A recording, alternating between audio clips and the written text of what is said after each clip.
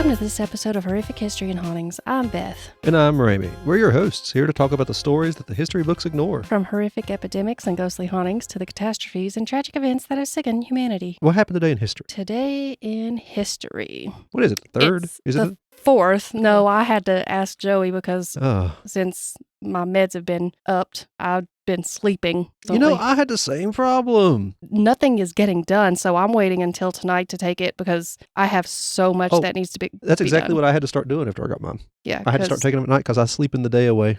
I'm sleeping the day and the night away. I was too. And I was like, I'm sorry, I cannot do this. I don't care if I had to up it because of depression. Things still need to be done around the house. Yeah. So we're going to record 2 this time. We haven't recorded a Brother Knows Quest in forever, and I don't know when we will again. I keep saying we're going to, and we will eventually. I have GURPS on the list now. I've been reading through those. The thing is, I read them, take the notes, and as soon as it gets ready to come time and get in here, I don't know what happened. Health problems for your house, it seems. Oh, and yeah. then The uncle that's been ill is back in the hospital again. It's been hectic around here. the Today in History I have isn't really bad, but I liked it, so we're going to talk about it. Well, it happened today. That's what matters. Yes, February 4th, 2025 is the day we are recording. And on February 4th, 2000, the Sims computer game was released. Really? Was that long ago? Yeah. For some reason, I thought it was a little bit more recently. No, if you look at the graphics where they have that anniversary coming out, Yeah.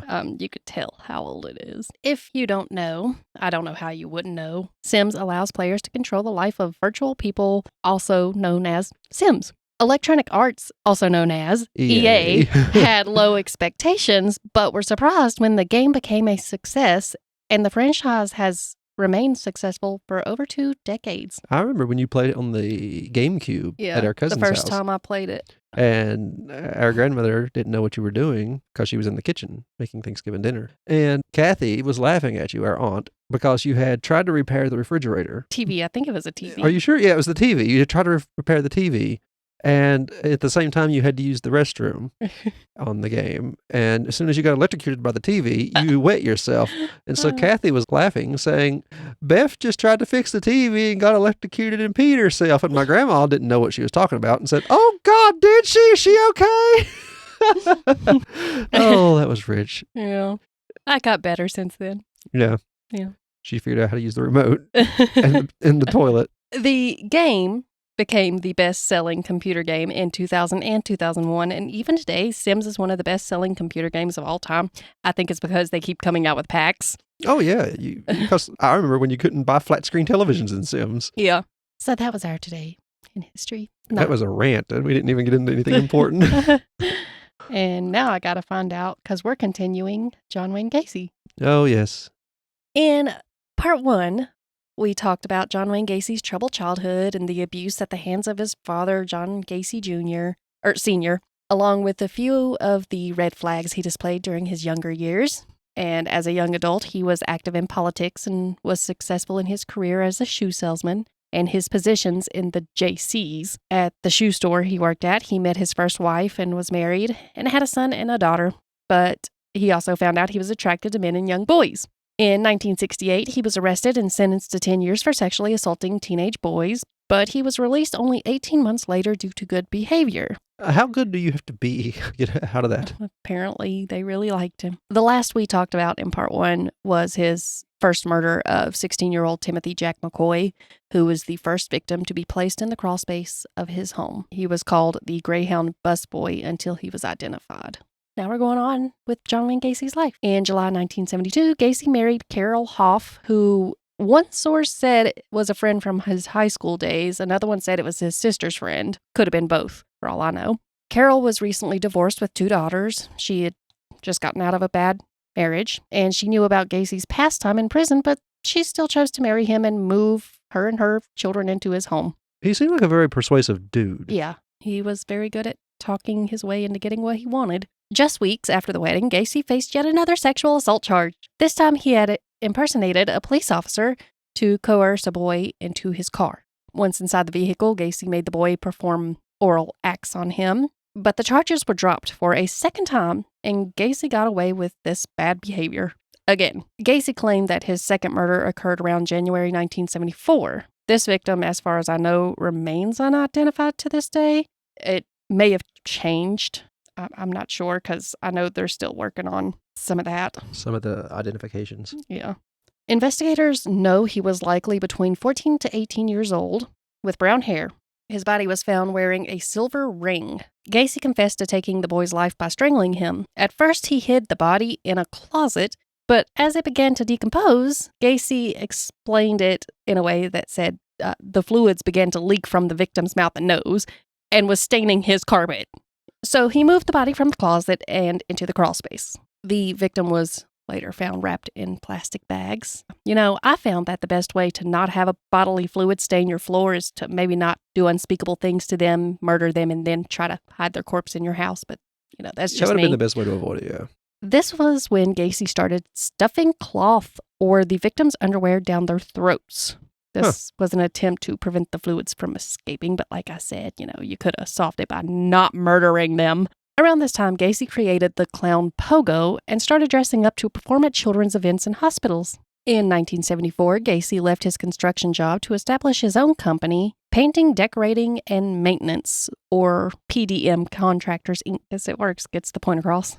He believed he would be able to hire teenage boys for lower pay. It would also give him greater control and opportunities for finding his victims. Yeah. By having an excuse to have young men and boys coming and going from his home. Gacy killed at least 33 people. There could be more, but 33 that we know of for sure. Some of the bodies he hid were never identified. We're going to try to talk about as many of the victims as we can in the time that we have, and with the information I was able to find about them, as well as some of the victims who managed to make it out alive. People who lived near Gacy's house on West Summerdale Avenue said they saw him come in and out late at night, and he was often with teenage boys. Some claimed they even heard screaming coming from his house on occasion. Now, as to why they didn't report this, I don't know.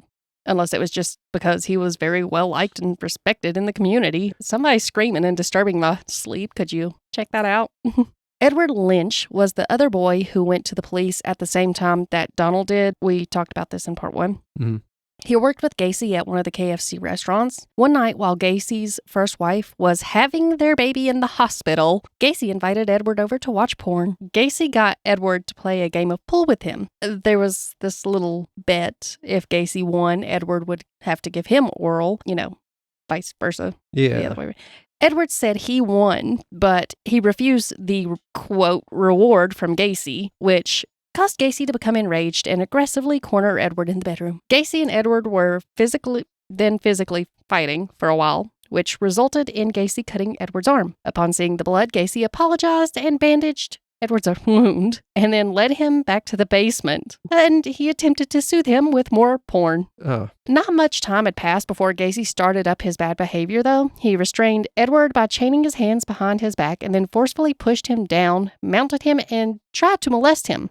Edward attempted to fight back and managed to kick Gacy to the floor, but once again, Gacy overpowered him. He was a fairly large dude, wasn't he? Yes. This time, Gacy restrained Edward by chaining his feet and choking him. So Edward pretended to faint, and Gacy then began asking if he was okay. Perfectly fine. What do you expect?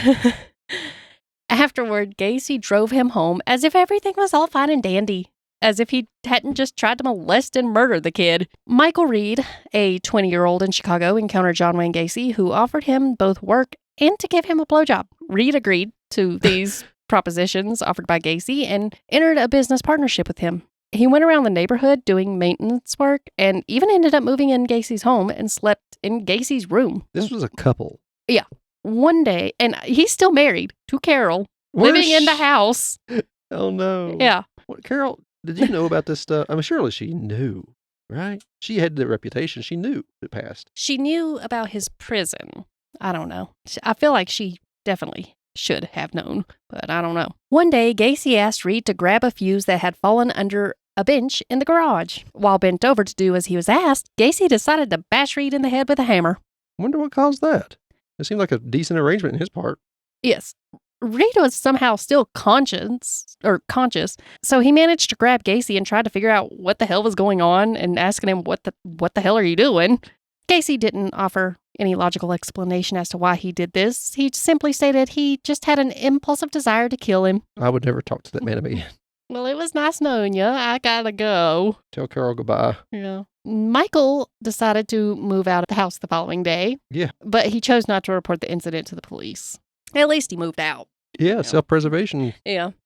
You're probably wondering, as you asked before, how Carol, Gacy's second wife, could remain oblivious to Gacy's activities so far, especially with 2 decaying bodies in their crawl space at this time. A man in his bed. Yeah. Their marriage had tension from the beginning. They would go long periods of time without even speaking to each other.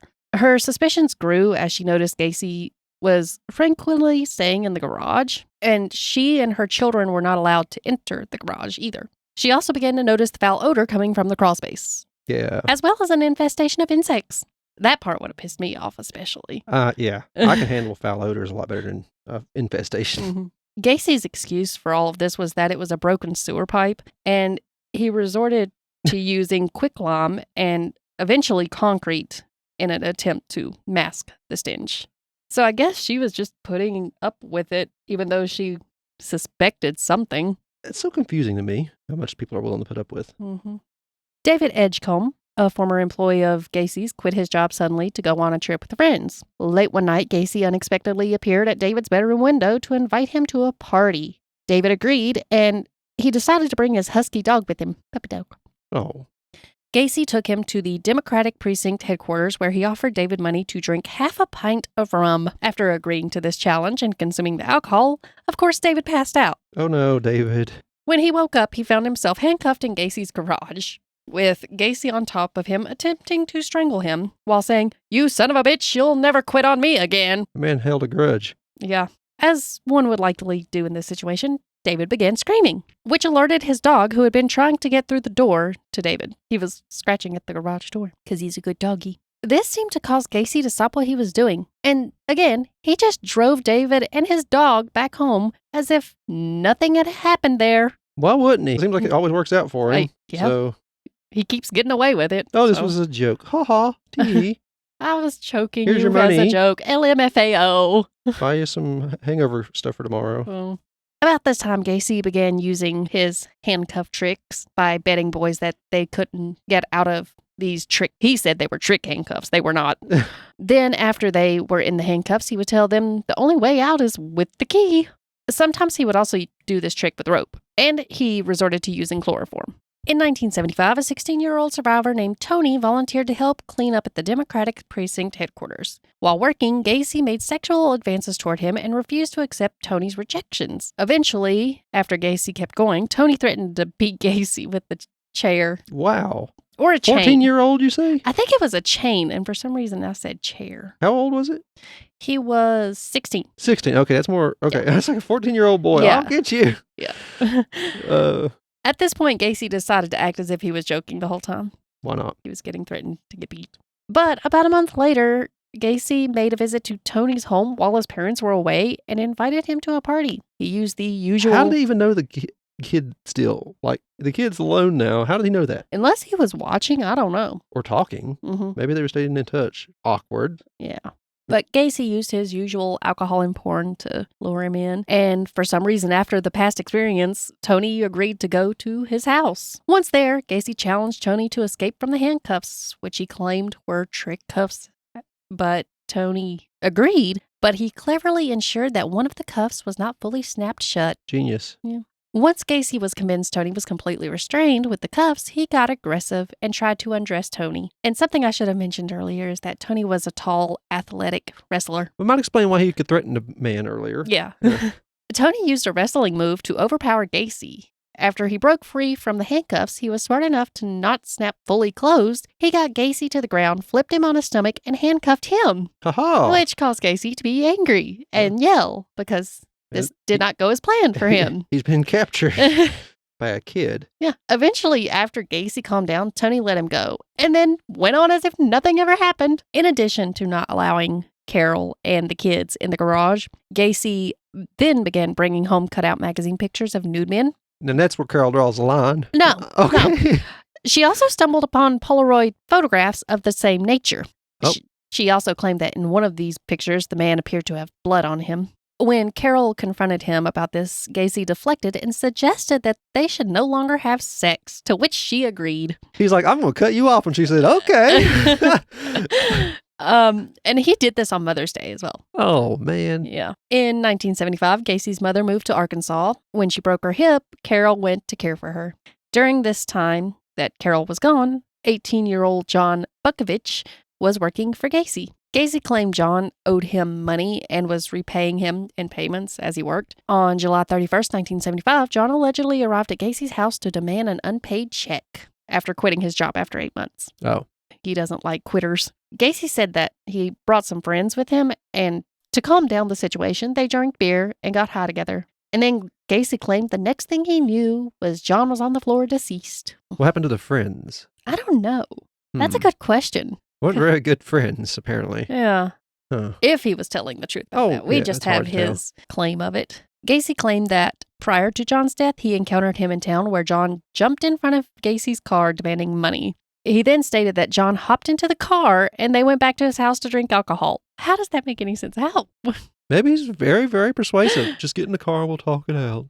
Gacy said he became nervous and decided to show John the handcuff trick, then refused to release him from the cuffs. Nervous? And he eventually confessed to strangling John with a rope. Gacy attempted to dispose of John's body by wrapping him in a tarp, but he was actually interrupted when his wife, Carol, returned home. So he was unable to hide the body in the crawlspace as planned. So he ended up burying John in the garage, where Carol and the kids were not allowed. They're just popping up everywhere now. Yeah.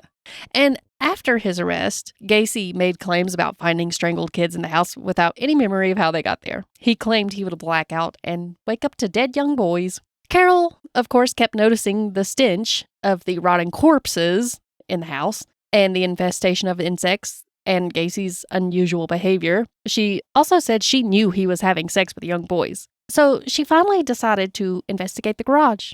And what she discovered was mattresses on the floor, red lights, mirrors on the walls and ceiling, and an even more overpowering smell of decay. The divorce after her investigation of the garage was inevitable. So that was her breaking point. She didn't report him, but she divorced him. Yep. By March 1976, the divorce she filed for in October 1975 was final. Good for her, but this also meant that John Wayne Gacy was left alone in the house and could do whatever he wanted without anyone there to catch him in the act. Yeah. He was free to hurt more boys without fear of easily being caught. And that is the end of part 2. Well, that was an entertaining one. A bit morbid, but I'm sure it'll get even worse now that he's all alone in home. That dude was seriously messed up. Yeah. All right. Well, thanks for telling it to me. And week after next, we'll have another episode. Is it the final episode? Should be, I'm guessing. There's another one after this? Or after that? There's going to be at least one more after this. Okay. Well, that's what I meant. No, there's going to be at least 2 more after this. Oh, okay. Sorry. Okay.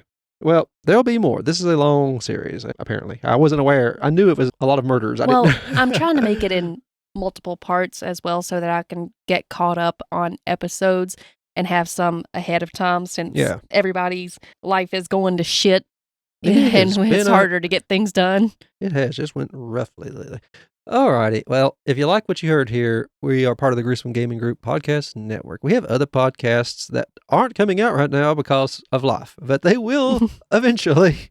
We have Leveling Duo. It's a podcast where me and my friend Dakota, or me and Beth, or whoever's around, talk about new video games or old video games we really enjoy. We have Brother Knows Quest, a podcast where me and Beth here talk about tabletop role-playing games, a different one each week. I have GURPS in the works. What's that? It's another TTRPG. It's an older one. It's kind of how Fallout got its special system. Oh. But we'll talk about that whenever I decide to record it. It's not a hard game to go over. It's a generic game. But we'll go into that next episode that comes out. A bunch of socials in the description. TikTok's back. Yay, TikTok's back. We wondered about that last episode, didn't we? TikTok is back. I have been posting a lot of videos of my pets, though. I haven't posted anything. I was like, TikTok's back. I gotta do something. I've tried a few other apps. I didn't try Red Star or whatever it's called. Red Note? Red Book, we done forgot like what that. it was. I still have it. I just haven't been on it. I haven't messed with it. Okay. New AI models have come out. A lot of news happened. I'm thinking about starting a tech podcast with my buddy Mike. It'd be nice. But there's a Linktree link in the description. It'll take you to all of our socials, any place you can reach out to us at. There's also emails in the description as well. Ain't part of the Linktree. They're just below the Linktree link. I've been playing games. Beth's been playing games. And I sound nuts because I get really into it. I haven't posted but 2 videos on our Gruesome Gaming Plays, but I will put the link to that in the link tree as well now, since we are putting videos up there. So the people who want to subscribe to the podcast on YouTube don't get blown up by games on YouTube. So there's a second YouTube channel called Gruesome Gaming Plays. It'll be in the link tree as well now. Reach out to us. Let us know what you think. Leave reviews if you can. Thank you for doing that to the people who do that. We're still collecting a bunch. We're trying to get enough to have an whole episode where we just talk about them. Tell us any spooky stories you might have, or interesting stories, or anything that might be fun to share if you're comfortable sharing it, or just talk to us. Send us an email, say hi. We have a Facebook group and any other social you'll see in the link tree. We appreciate it. Below all that is a link to donate if you want to. That'll help keep the podcast hosted. That's something we do. We appreciate all the help we can get. And I guess that's it. Thank you, Beth, for telling me another morbid story. I have been Rami. And I'm Beth. I just said that. Thank you for listening. Bye-bye.